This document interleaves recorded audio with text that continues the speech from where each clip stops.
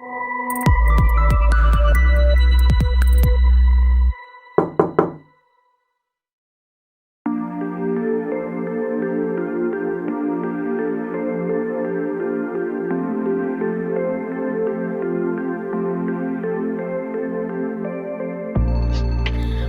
kita udah nggak asing lagi nih sama istilah Indonesia Emas 2045.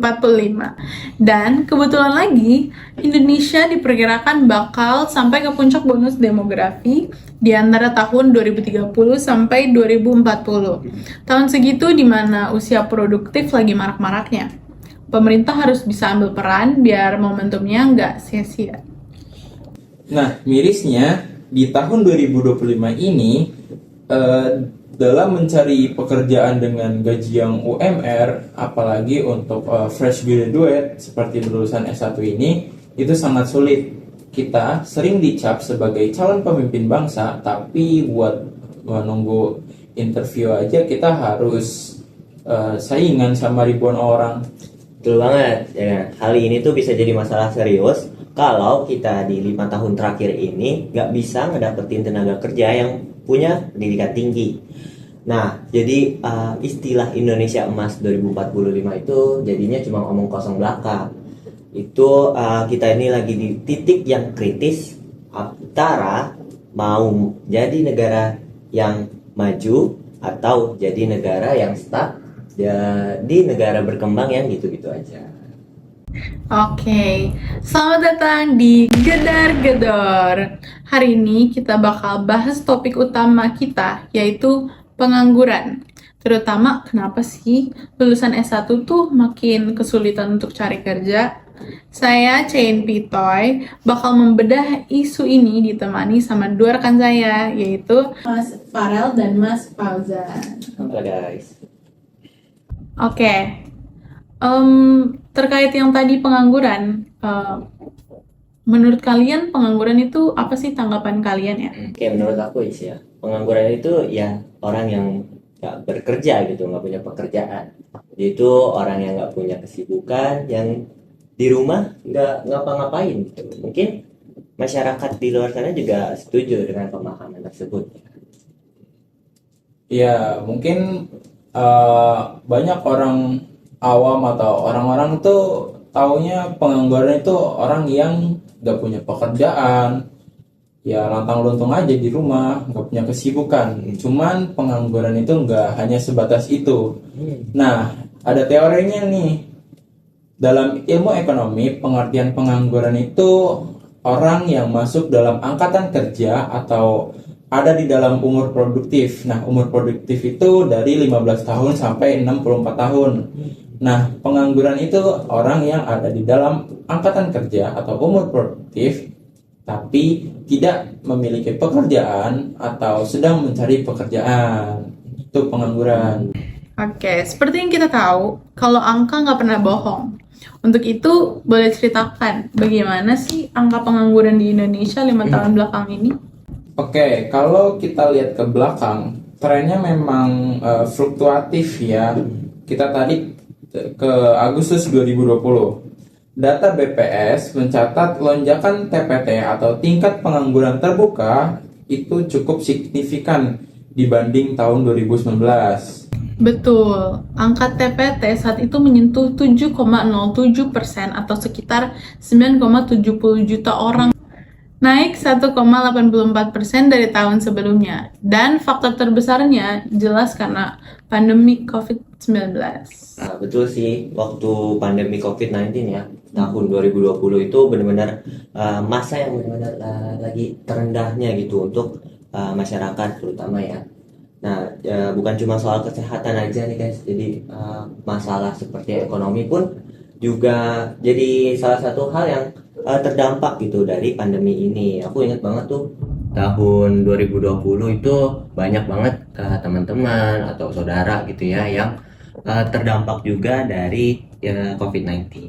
Nah, dalam ilmu ekonomi ada nih satu istilah yang berkaitan dengan faktor tadi ya, faktor COVID-19, yaitu namanya pengangguran konjungtur. Coba jelasin dong ya. Nah, Pengangguran konjunktur itu pengangguran yang terjadi karena adanya perubahan siklus ekonomi atau perubahan perekonomiannya. Itu biasanya ditandai dengan menurunnya permintaan penawaran, terus terjadinya resesi atau bahkan depresi, sehingga perusahaan itu menurunkan jumlah produksinya atau bahkan bisa menyebabkan PHK. Nah, pengangguran konjunktur ini tuh biasanya terjadi pasti ada karena ada penyebabnya, yaitu kondisi ekonomi makro yang berubah karena salah satunya itu tadi COVID-19. Jadi kan kita harus lockdown, kita nggak bisa kemana-mana, mengurangi aktivitas, jadi bisa mengurangi permintaan penawaran, terus terjadinya resesi segala macam. Nah, itu penyebab dari pengangguran konjunktur. Ya sih benar. Berasa banget sih tahun 2020 itu kayak ya teman-teman dan bahkan keluarga aku sendiri pun salah satu yang terdampak gitu. Nggak cuma dari kesehatan aja, bahkan dari aspek sosial dan ekonominya pun benar-benar terdampak gitu. Nah, terutama nih dalam segi pekerjaan, ya mencari pekerjaan, bahkan ada yang banyak PHK. Apalagi nyari pekerjaan ya pasti sulit banget ya kan. Nah, tapi untungnya tuh kita nggak jalan di tempat gitu aja. Kalau kita lompat ke data terbaru di BPS di bulan Agustus tahun 2025 ini, angka pengangguran tuh udah mulai ditekan ke angka 7,4 juta orang. Ada penurunan sekitar 0,05% dibanding tahun 2024. Nah, ini tuh merupakan hal yang bagus karena kita bisa menekan hingga angka pengangguran di negara kita itu turun walaupun masih kecil ya, namanya kan proses. Betul, kalau kita lihat dari data tadi, secara makro memang kelihatannya ada perbaikan pasca pandemi. Dari 9 juta ke 7 juta orang.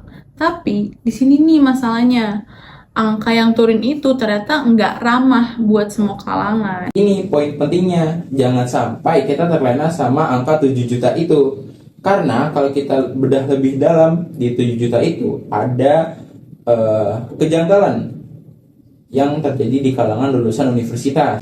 Betul banget sih Jan. Jadi berdasarkan data BPS Februari 2024 itu baru banget. Jadi waktu itu saat total pengangguran turun nih, tapi lulusan S1 kayak kita-kita nih yang menganggur justru dominan banget. Angkanya tuh sampai 871.000 orang dari total keseluruhan pengangguran.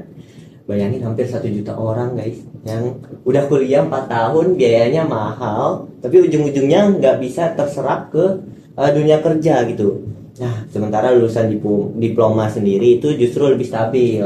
Ya, angkanya bahkan cenderung turun ke angka 170 ribuan aja.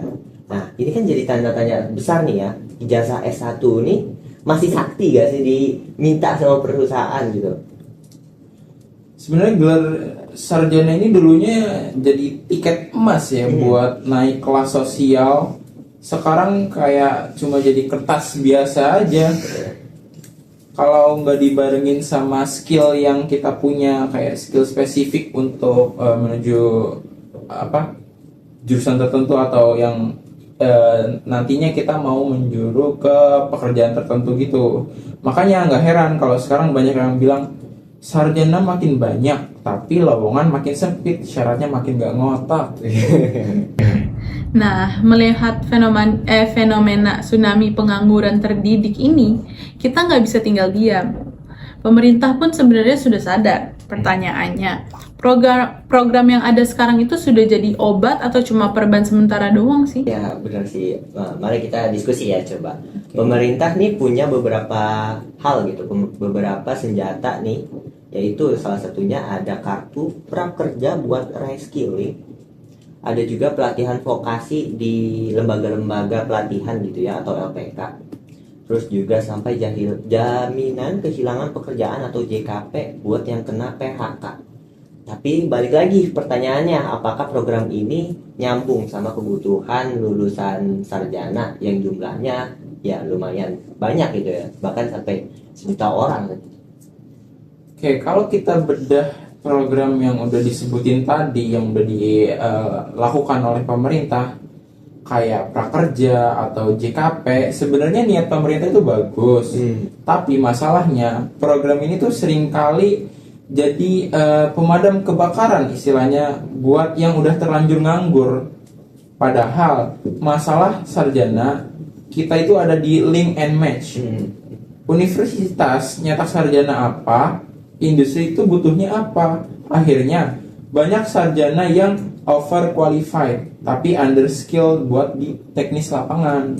Betul sih, setuju banget. Apalagi kalau kita lihat di syarat lowongan gitu ya, kerja sekarang yang ajaib. Pengennya fresh graduate tapi udah punya pengalaman minimal 2 tahun tuh. Dan bisa segalanya dengan gaji UMR yang ya nggak seberapa di indis ekonomi, guys. Di sini pemerintah harusnya lebih tegas ya lewat regulasi dan peraturan-peraturan. Jangan sampai program magang malah jadi modus buruh murah atau ya kerja rodi zaman modern buat perusahaan, bukannya sarana untuk para lulusan-lulusan ini buat belajar gitu. Betul banget. Kita nggak butuh sekedar angka pengangguran turun karena orang-orang terpaksa kerja serabutan atau masuk ke sektor informal yang nggak terjamin. Kita butuh lapangan kerja yang berkualitas kalau mau beneran sampai ke Indonesia emas kan. Betul banget.